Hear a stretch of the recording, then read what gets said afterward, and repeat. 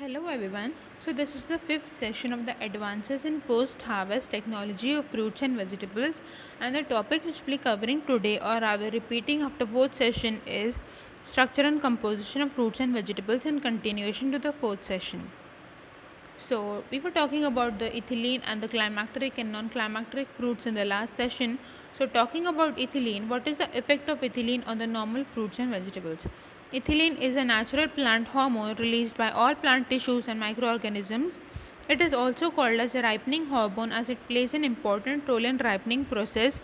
Low concentration of 0.1 to 1.0 microliters is sufficient to trigger the ripening process in climacteric fruits.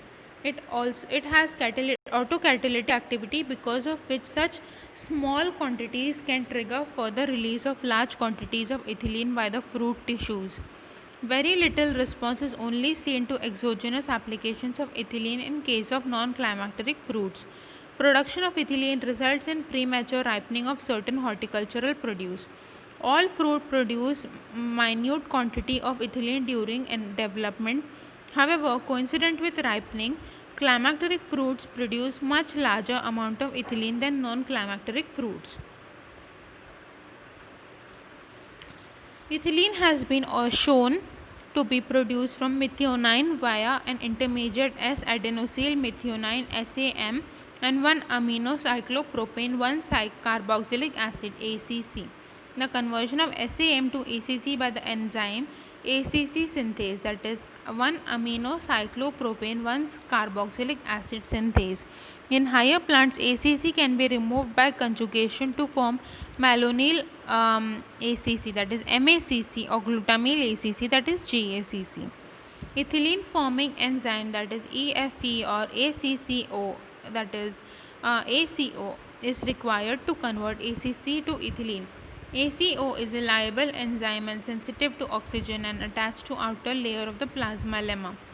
Factors that affect the activity of the ACS include fruit ripening, senescence, auxin, physical injuries, and chilling injury.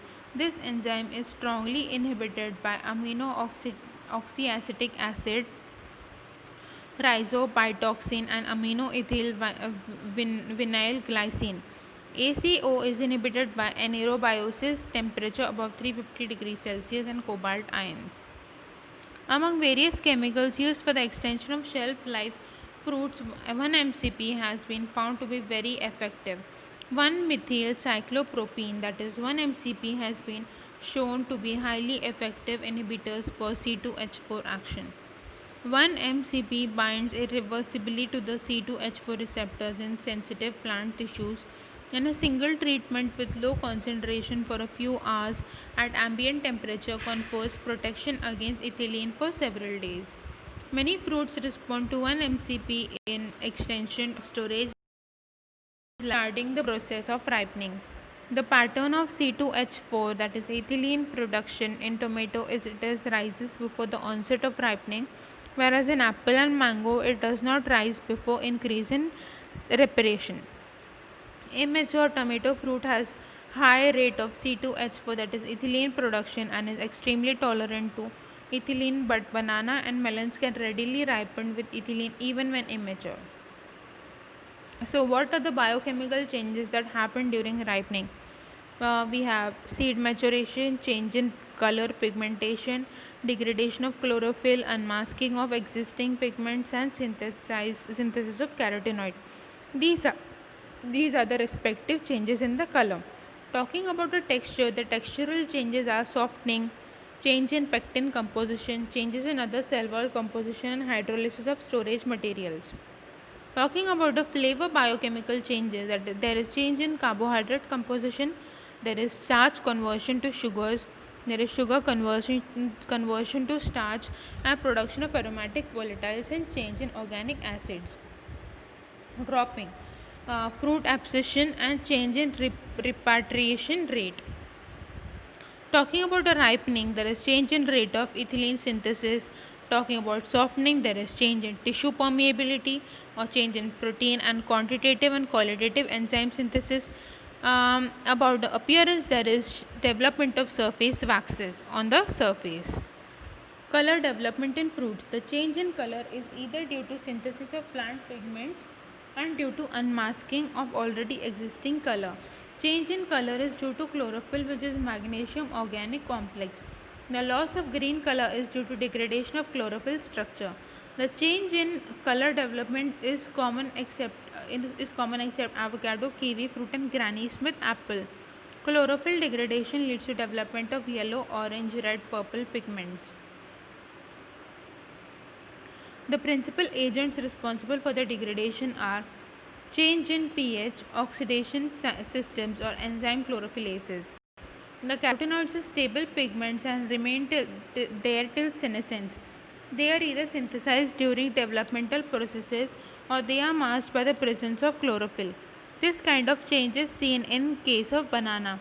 While in tomato, the color pigment lycopene is developed simultaneously with degradation of chlorophyll.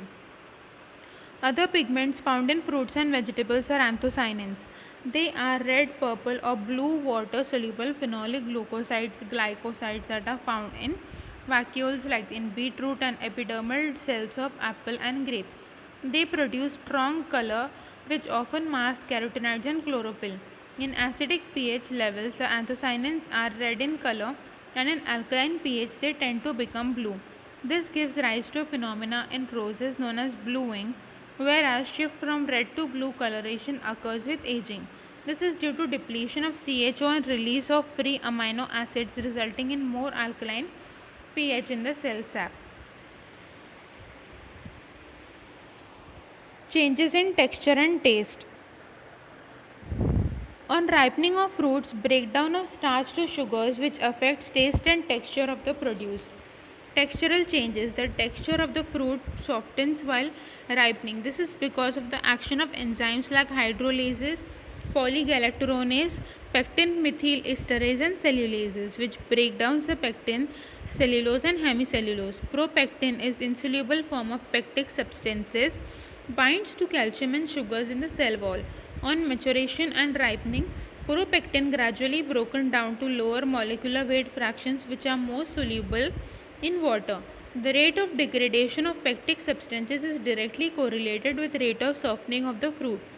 Change in taste. The primary change in taste is the development of sweetness of fruits after ripening. During ripening, the starch break down into simple sugars like glucose, fructose, and sucrose, which are responsible for sweetness. This change is also mediated through the action of various enzymes like amylase, invertase, and phosphorylase. Color change in vegetables. Seeds are consumed as fresh vegetables. For example, sweet corn, baby corn have high levels of metabolic activity because they are harvested at immature stage.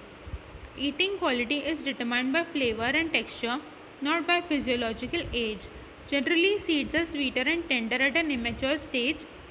With advancing maturity, the sugars are converted to starch with the result of loss of sweetness. Water content also decreases and amount of fiber material increases. In edible flowers, buds or stems, leaves, texture is an often dominant character that determines the both harvest date and quality, as loss of turgor through water loss causes a loss of texture. The natural flavor is often less important than texture, as many of these vegetables are cooked and seasoned with salt and spices. Bulbs, roots, and tubers. In these crops using appropriate storage condition, the storage shelf life can be prolonged. That's all for this session. Thank you.